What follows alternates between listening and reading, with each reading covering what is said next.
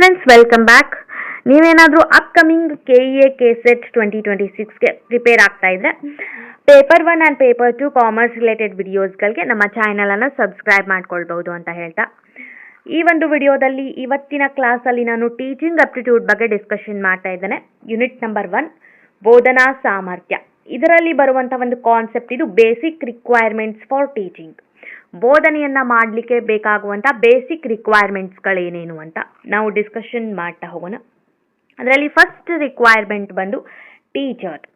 A teacher is a person who guides, instructs, motivates and facilitates the learners. Teacher ಏನು ಮಾಡ್ತಾನೆ, ಸ್ಟೂಡೆಂಟ್ಸ್ಗಳಿಗೆ guide ಮಾಡೋದಾಗಿರ್ಬೋದು, ಇನ್ಸ್ಟ್ರಕ್ಷನ್ಸ್ಗಳನ್ನು ನೀಡೋದು, ಅವ್ರನ್ನ ಮೋಟಿವೇಶನ್ ಮಾಡೋದು, ಹಾಗೆ ಫೆಸಿಲಿಟೇಟ್ ಮಾಡೋದು ಅಂದರೆ ಅವ್ರಿಗೆ ಹೆಲ್ಪ್ ಮಾಡೋದು, ಎನ್ಕರೇಜ್ ಮಾಡೋದರ ಮೂಲಕ ಅವರು ಒಂದು ಉತ್ತಮವಾದಂತಹ ಕಲಿಕೆಯನ್ನು ಮಾಡೋಕ್ಕೆ ಟೀಚರ್ ಇದ್ದಂಥವನು ಪ್ರೋತ್ಸಾಹಿಸ್ತಾನೆ. Helps them to acquire the knowledge, skills, values and attitudes. Teacher ಇದ್ದಂಥವನು ಸ್ಟೂಡೆಂಟ್ಸ್ಗಳ ಒಂದು ಡೆವಲಪ್ಮೆಂಟ್ಗೆ ಬೇಕಾಗಿರುವಂತಹ ನಾಲೆಜನ್ನು, ಸ್ಕಿಲ್ಸ್ ಆ್ಯಂಡ್ ವ್ಯಾಲ್ಯೂಸ್ಗಳನ್ನು, ಅಟಿಟ್ಯೂಡ್ಸ್ಗಳನ್ನು ಅಕ್ವೈರ್ ಮಾಡ್ಕೊಳ್ಳೋಕ್ಕೆ ಸಹಾಯ ಮಾಡುವುದರ ಮೂಲಕ ಅವರ ಒಂದು ಪರ್ಸ್ನಾಲಿಟಿಯನ್ನು ಶೇಪ್ ಮಾಡಿ ಓವರ್ ಆಲ್ ಡೆವಲಪ್ಮೆಂಟ್ ಮಾಡೋಕ್ಕೆ ಸಹಾಯ ಮಾಡ್ತಾನೆ ಅನ್ನೋದನ್ನು ನಾವಿಲ್ಲಿ ನೋಡ್ಬೋದು. Vital role in shaping their personality and overall development. He must possess a subject mastery, professional competency and pedagogical skills. Teacher ಇದ್ದಂಥವ್ನಿಗೆ ತಾನು ಏನು ಕಲಿಸ್ತಾ ಇರ್ತಾನೆ, ಯಾವ ಒಂದು ಟಾಪಿಕ್ ಮೇಲೆ, ಯಾವ ಒಂದು ಸಬ್ಜೆಕ್ಟ್ ಮೇಲೆ ಟೀಚ್ ಮಾಡ್ತಾ ಇರ್ತಾನೆ, ಆ ಸಬ್ಜೆಕ್ಟ್ ಮೇಲೆ ಮಾಸ್ಟರಿ ಇರಬೇಕು, ಅಂದರೆ ಹಿಡಿತಾ ಇರಬೇಕು. ಹಾಗೆಯೇ ಪ್ರೊಫೆಷನಲ್ ಕಾಂಪಿಟೆನ್ಸೀಸ್, ಪೆಡಿಗಾಜಿಕಲ್ ಸ್ಕಿಲ್ಸ್ಗಳ ಬಗ್ಗೆ ನಾಲೆಜ್ ಇರಬೇಕಾಗತ್ತೆ. The role of teacher is not limited to instructions. Just ಇನ್ಸ್ಟ್ರಕ್ಷನ್ಸ್ಗಳನ್ನು ನೀಡೋದು ಮಾತ್ರ ಅಲ್ಲ, ಅದರ ಜೊತೆಗೆ ಟೀಚರ್ ಇದ್ದಂಥವನು ಗೈಡ್ ಮಾಡ್ತಾನೆ, ಫೆಸಿಲಿಟೇಟ್ ಮಾಡ್ತಾನೆ, ಹಾಗೆ ಇವ್ಯಾಲ್ಯುವೇಷನ್ ಕೂಡ ಮಾಡ್ತಾನೆ. ಅಂದರೆ ತಾನು ಕಲಿಸಿರುವಂತಹ ಒಂದು ಕಾನ್ಸೆಪ್ಟ್ ಎಷ್ಟರ ಮಟ್ಟಿಗೆ ಸ್ಟೂಡೆಂಟ್ಸ್ಗಳಿಗೆ ಅರ್ಥ ಆಗಿದೆ, ಎಷ್ಟು ಎಫೆಕ್ಟಿವ್ ಆಗಿ ಟೀಚಿಂಗ್ ಲರ್ನಿಂಗ್ ಪ್ರೊಸೆಸ್ ನಡೆದಿದೆ ಅನ್ನೋದನ್ನು ತಿಳಿದುಕೊಳ್ಳೋಕ್ಕೆ ಅವನು ಇವ್ಯಾಲ್ಯುವೇಷನ್ ಕೂಡ ಮಾಡ್ತಾನೆ. Teacher is independent variable in teaching learning process. Teaching learning ಪ್ರೊಸೆಸ್ಸಲ್ಲಿ ಟೀಚರನ್ಗೆ ನಾವು ಇಂಡಿಪೆಂಡೆಂಟ್ ವೇರಿಯೇಬಲ್ ಅಂತ ಕರಿತೇವೆ.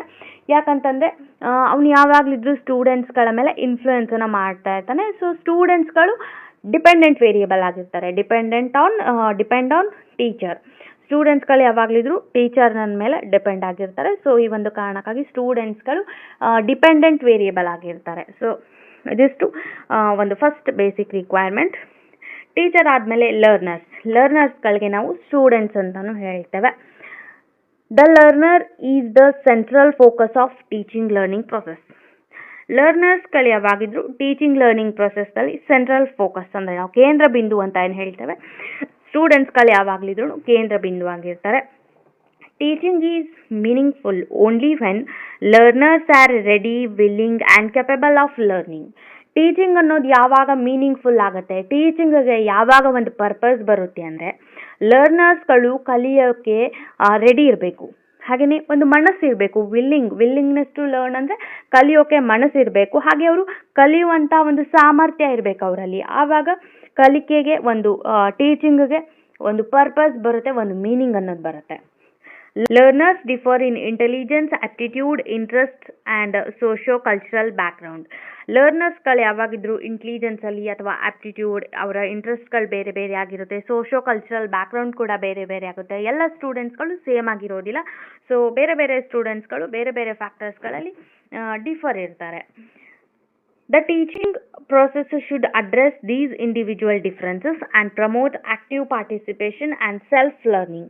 ಸ್ಟೂಡೆಂಟ್ಸ್ಗಳ ಮಧ್ಯೆ ಇರುವಂತಹ ಡಿಫ್ರೆನ್ಸಸ್ಸನ್ನು ಅಡ್ರೆಸ್ ಮಾಡಿಕೊಂಡು ಅದಕ್ಕೆ ತಕ್ಕಂಗೆ ಟೀಚರ್ ಇದ್ದಂಥವನು ಟೀಚ್ ಮಾಡಿದರೆ ಒಂದು ಕಲಿಕೆ ಅನ್ನೋದು ಪರಿಣಾಮಕಾರಿಯಾಗಿರುತ್ತೆ. ಹಾಗೆಯೇ ಟೀಚರ್ ಇದ್ದಂಥವನು ಆ್ಯಕ್ಟಿವ್ ಪಾರ್ಟಿಸಿಪೇಷನ್ ಹಾಗೆ ಸೆಲ್ಫ್ ಲರ್ನಿಂಗ್ಗೆ ಸ್ಟೂಡೆಂಟ್ಸ್ಗಳನ್ನು ಪ್ರಮೋಟ್ ಮಾಡಬೇಕು, ಅವ್ರಿಗೆ ಪ್ರೇರೇಪಣೆಯನ್ನು ನೀಡಬೇಕಾಗತ್ತೆ.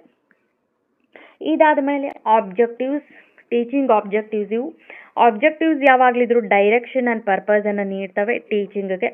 Classified into cognitive, affective and psychomotor domains. ಈ ಆಬ್ಜೆಕ್ಟಿವ್ಸ್ಗಳನ್ನು ನಾವು cognitive, affective and psychomotor domain ಅಂತೇಳಿ ಕ್ಲಾಸಿಫಿಕೇಶನ್ ಮಾಡ್ತೇವೆ. ಕಾಗ್ನೇಟಿವ್ ಡೊಮೇನ್ಗಳಿವು ಯಾವಾಗಲಿದ್ರು ಮೆಂಟಲ್ ಅಬಿಲಿಟೀಸ್ ಆ್ಯಂಡ್ ಇಂಟೆಲೆಕ್ಚುವಲ್ ಸ್ಕಿಲ್ಗೆ ಸಂಬಂಧಿಸಿರುತ್ತೆ. ಅಂದರೆ knowledge, understanding, problem solving skill ಅಂತ ಏನು ಹೇಳ್ತೇವೆ, ಈ ರೀತಿಯಾದಂಥ ಫ್ಯಾಕ್ಟರ್ಸ್ಗಳನ್ನು ಈ ಒಂದು ಕಾಗ್ನಿಟಿವ್ ಡೊಮೇನ್ ಒಳಗೊಂಡಿರುತ್ತೆ. ಹಾಗೆಯೇ ಅಫೆಕ್ಟಿವ್ ಡೊಮೇನ್ ಅಂತಂದರೆ ಇದು ಒಬ್ಬ ಸ್ಟೂಡೆಂಟ್ಸ್ನ ಫೀಲಿಂಗ್ಸ್, ಎಮೋಷನ್ಸ್, ಆಟಿಟ್ಯೂಡ್ಸ್, ಇಂಟ್ರೆಸ್ಟ್ಸ್ ಈ ರೀತಿಯಾದಂಥ ಫ್ಯಾಕ್ಟರ್ಸ್ಗಳನ್ನು ಅಫೆಕ್ಟಿವ್ ಡೊಮೇನ್ ಒಳಗೊಂಡಿರುತ್ತೆ. ಹಾಗೆ ಸೈಕೋಮೋಟರ್ ಡೊಮೇನ್ ಅಂತಂದರೆ ಇಲ್ಲಿ ಮೈಂಡ್ ಆ್ಯಂಡ್ ಬಾಡಿ ಎರಡೂ ಫ್ಯಾಕ್ಟರ್ಸ್ಗಳನ್ನು ನಾವು ಕನ್ಸಿಡರ್ ಮಾಡ್ತೀವಿ. ಅಂದರೆ ಫಿಸಿಕಲ್ ಸ್ಕಿಲ್ಸ್ ಆ್ಯಂಡ್ ಮೆಂಟಲ್ ಆಕ್ಟಿವಿಟೀಸ್ಗಳಿಗೆ ಈ ಒಂದು ಡೊಮೇನ್ ಸಂಬಂಧಿಸಿರುತ್ತೆ. Clear objectives help the teacher in selecting content, methods and evaluation techniques. ನಮ್ಮ ಟೀಚಿಂಗ್ ಆಬ್ಜೆಕ್ಟಿವ್ ಏನಾದರೂ ಕ್ಲಿಯರ್ ಆಗಿತ್ತು ಅಂದರೆ ಅದು ಟೀಚರನಿಗೆ ಕಂಟೆಂಟನ್ನು ಸೆಲೆಕ್ಟ್ ಮಾಡ್ಕೊಳ್ಳೋಕ್ಕೆ, ನಾವು ಯಾವ ಮೆಥಡನ್ನು ಯೂಸ್ ಮಾಡಿಕೊಂಡು ಟೀಚ್ ಮಾಡಬೇಕು, ಹಾಗೆ ಇವ್ಯಾಲ್ಯುವೇಷನ್ ಟೆಕ್ನಿಕ್ಗಳನ್ನು ಸೆಲೆಕ್ಟ್ ಮಾಡ್ಕೊಳ್ಳೋಕ್ಕೆ ಹೆಲ್ಪ್ ಮಾಡುತ್ತೆ. Without objectives teaching become unplanned and ineffective. Objective ಇಲ್ಲದೆ ಟೀಚ್ ಮಾಡಿದರೆ ಟೀಚಿಂಗ್ ಅನ್ನೋದು ಯಾವಾಗಲಿದ್ರು ಅನ್ಪ್ಲಾನ್ಡ್ ಆಗಿರುತ್ತೆ, ಅದು ಎಫೆಕ್ಟಿವ್ ಆಗಿರೋದಿಲ್ಲ, ಪರಿಣಾಮಕಾರಿಯಾಗಿ ಮೂಡಿ ಬರೋದಿಲ್ಲ. ಸೊ ಇದಾದ ಮೇಲೆ ನೆಕ್ಸ್ಟ್ ರಿಕ್ವೈರ್ಮೆಂಟ್ ಬಂದು ಸಬ್ಜೆಕ್ಟ್ ಮ್ಯಾಟರ್. ನಾವೇನು ಟೀಚ್ ಮಾಡಬೇಕು ಅದಕ್ಕೆ ನಾವು ಕಂಟೆಂಟ್ ಅಂತ ಹೇಳ್ತೇವೆ. Subject matter refers to content to be taught. ಅಂದರೆ ನಾವು ಏನು ಕಲಿಸ್ತಾ ಇದ್ದೀವಿ ಅನ್ನುವಂತಹ ಒಂದು ಕಂಟೆಂಟ್ ಏನಿರುತ್ತೆ ಅದಕ್ಕೆ ಸಬ್ಜೆಕ್ಟ್ ಮ್ಯಾಟರ್ ಅಂತ ಹೇಳ್ತೇವೆ. The content should be well structured, logically organised and relevant to learners needs and levels. Content ಯಾವಾಗಲಿದ್ರು ನಾವು ಏನು ಕಲಿಸ್ತಾ ಇರ್ತೀವಿ ಆ ಸಬ್ಜೆಕ್ಟ್ ಮ್ಯಾಟರ್ ಯಾವಾಗಲಿದ್ರು ವೆಲ್ ಸ್ಟ್ರಕ್ಚರ್ಡ್ ಇರಬೇಕು. ಅಂದರೆ ಒಂದು ಆರ್ಗನೈಸ್ಡ್ ರೀತಿಯಲ್ಲಿ ಒಂದು ಪ್ರೀ ಪ್ಲಾನ್ ಆಗಿ ನಾವು ಅದನ್ನು ರಚನೆ ಮಾಡ್ಕೊಳ್ಬೇಕು. ಹಾಗೆ ಲಾಜಿಕಲಿ ಆರ್ಗನೈಸ್ಡ್, ಹಾಗೆ ಅದು ರಿಲೆವೆಂಟ್ ಆಗಿರಬೇಕು. ನಾವು ಯಾವ ಲರ್ನರ್ಸ್ಗಳಿಗೆ ಕಲಿಸ್ತಾ ಇದ್ದೀವಿ ಅವರ ಲೆವೆಲ್ಗೆ ತಕ್ಕಂಗೆ ನಾವು ರಚನೆ ಮಾಡಿರಬೇಕು. It should be accurate, updated and presented from simple to complex and known to unknown. Subject matter ಯಾವಾಗಲಿದ್ರು ಅಕ್ಯುರೇಟ್ ಆಗಿರಬೇಕು, ಅದರಲ್ಲಿ ಮಿಸ್ಟೇಕ್ಸ್ಗಳಿರಬಾರ್ದು, ಅಪ್ಡೇಟೆಡ್ ಇರಬೇಕು. ಹಾಗೆಯೇ ನಾವು ಸಿಂಪಲ್ ಟು ಕಾಂಪ್ಲೆಕ್ಸ್ ಅಂದರೆ ನಾವು ಫಸ್ಟ್ ಈಸಿ ಆಗಿರೋದನ್ನು ತಿಳಿಸ್ಕೊಟ್ಟು ನೆಕ್ಸ್ಟ್ ಕಾಂಪ್ಲೆಕ್ಸ್ ಕಡೆಗೆ ಹೋಗಬೇಕು. ಹಾಗೆ ನೋನ್ ಟು ಅನ್ನೋನ್ ಅಂದರೆ ಸ್ಟೂಡೆಂಟ್ಸ್ಗಳಿಗೆ ಇರುವಂಥ ಒಂದು ಪ್ರೀವಿಯಸ್ ನಾಲೆಜದ ಆಧಾರದ ಮೇಲೆ ಅನ್ನೋನ್ ಫ್ಯಾಕ್ಟ್ಸ್ಗಳನ್ನು, ಅವ್ರಿಗೆ ಗೊತ್ತಿಲ್ಲದೆ ಇರುವಂಥ ಫ್ಯಾಕ್ಟ್ಸ್ಗಳನ್ನು ಮೊದಲು ನೋನ್ ಫ್ಯಾಕ್ಟ್ಸ್ಗಳನ್ನು ಹೇಳೋದು, ಆಮೇಲೆ ಅನ್ನೋನ್ ಫ್ಯಾಕ್ಟ್ಸ್ಗಳನ್ನು ಅವ್ರಿಗೆ ಇಂಟ್ರೊಡ್ಯೂಸ್ ಮಾಡೋದು. ಇದಕ್ಕೆ ನಾವು ನೋನ್ ಟು ಅನ್ನೋನ್ ಅಂತ ಹೇಳ್ತೇವೆ. ಸೊ ಈ ರೀತಿ ಮಾಡೋದ್ರಿಂದ ಟೀಚಿಂಗ್ ಪ್ರೊಸೆಸ್ ಎಫೆಕ್ಟಿವ್ ಆಗಿರುತ್ತೆ. ಇದಾದಮೇಲೆ ಇನ್ನೊಂದು ರಿಕ್ವೈರ್ಮೆಂಟ್ ಬಂದು ಟೀಚಿಂಗ್ ಮೆಥಡ್ಸ್. ಅಂದರೆ ನಾವು ಯಾವ ಮೆಥಡನ್ನು ಫಾಲೋ ಮಾಡಿಕೊಂಡು ಟೀಚ್ ಮಾಡಬೇಕು, ಯಾವ ಸ್ಟೂಡೆಂಟ್ಸ್ಗಳಿಗೆ, ಯಾವ ಏಜ್ ಗ್ರೂಪ್ ಸ್ಟೂಡೆಂಟ್ಸ್ಗಳಿಗೆ ಯಾವ ಮೆಥಡನ್ನು ಯೂಸ್ ಮಾಡಿದರೆ ಟೀಚಿಂಗ್ ಅನ್ನೋದು ಎಫೆಕ್ಟಿವ್ ಆಗಿರುತ್ತೆ ಅನ್ನೋದನ್ನು ನಾವು ಇಲ್ಲಿ ನೋಡ್ತೇವೆ. Teaching methods are the ways through which content is delivered. ನಾವು ಕಂಟೆಂಟನ್ನು ಡೆಲಿವರ್ ಮಾಡುವಂತಹ ಒಂದು ವೇ ಇದು ಟೀಚಿಂಗ್ ಮೆಥಡ್ಸ್. ಅಂದರೆ ಯಾವ ಒಂದು ವೇಯನ್ನು ಯೂಸ್ ಮಾಡಿಕೊಂಡು ನಾವು ಟೀಚಿಂಗನ್ನು ಮಾಡ್ತೇವೆ. The use of appropriate methods such as lecture, discussion, demonstration, problem solving and learner centered approaches makes teaching learning effectively. ಅಂತಂದರೆ ಕೆಲವೊಂದಿಷ್ಟು ಟೀಚಿಂಗ್ ಲರ್ನಿಂಗ್ ಮೆಥಡ್ಸ್ಗಳಿದ್ದಾವೆ. Lecture method, discussion, demonstration, problem solving method. ಈ ಒಂದು ಮೆಥಡ್ಸ್ಗಳನ್ನು ನಾವೇನಾದರೂ ಯೂಸ್ ಮಾಡಿಕೊಂಡು ಟೀಚಿಂಗ್ ಮಾಡಿದರೆ teaching learning process effective ಆಗಿರುತ್ತೆ ಅಂತ ನಾವಿಲ್ಲಿ ನೋಡ್ಬೋದು. The selection of methods depend on objectives, content and learner characteristics. ಯಾವ ಲರ್ನರ್ಸ್ಗಳಿಗೆ ಯಾವ ರೀತಿಯಾದಂತಹ ಮೆಥಡ್ಸ್ ಸೆಟ್ ಆಗುತ್ತೆ ಅನ್ನೋದನ್ನು ನೋಡಿಕೊಂಡು ನಾವು ಆ ಒಂದು ಮೆಥಡನ್ನು ಸೆಲೆಕ್ಟ್ ಮಾಡ್ಕೊಳ್ಬೇಕಾಗುತ್ತೆ.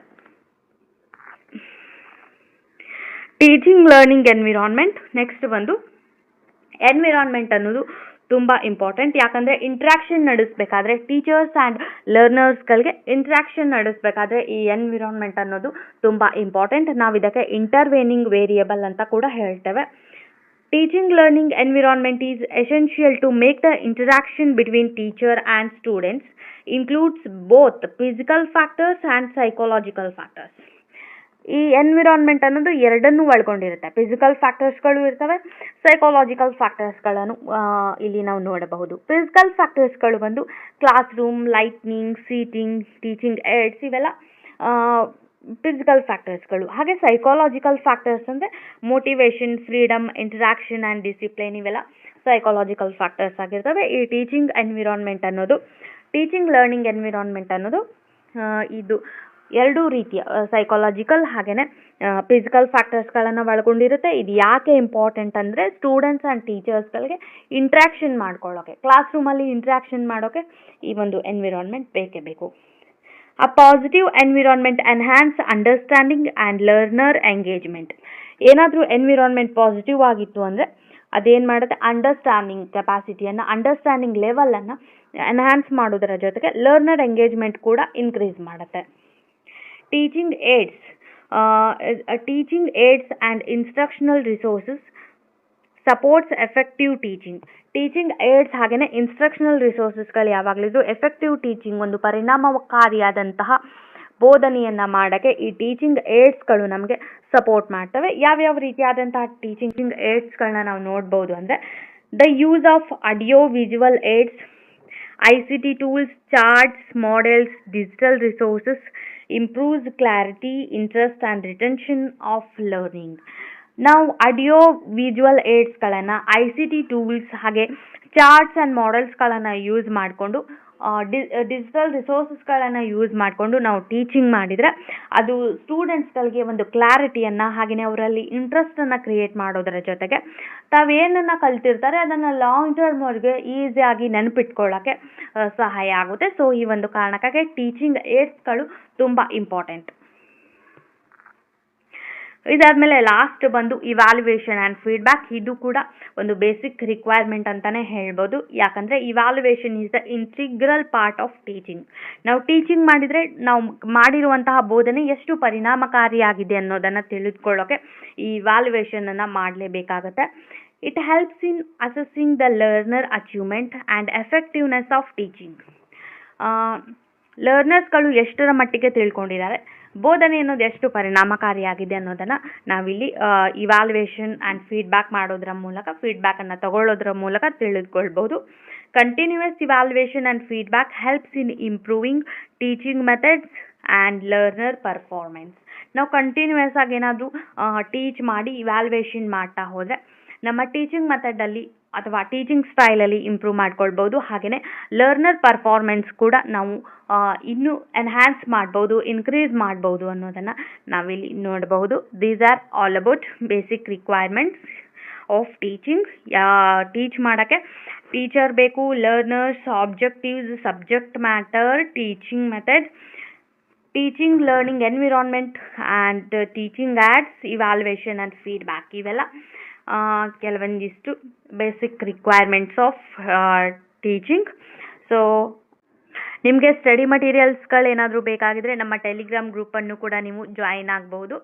ಸೊ ನೀವಿನ್ನು ಚಾನಲ್ ಸಬ್ಸ್ಕ್ರೈಬ್ ಆಗಿಲ್ಲ ಅಂದರೆ ಸಬ್ಸ್ಕ್ರೈಬ್ ಮಾಡಿ, ಶೇರ್ ಮಾಡಿ ಅಂತ ಹೇಳ್ತಾ, see you in next video. Thank you so much.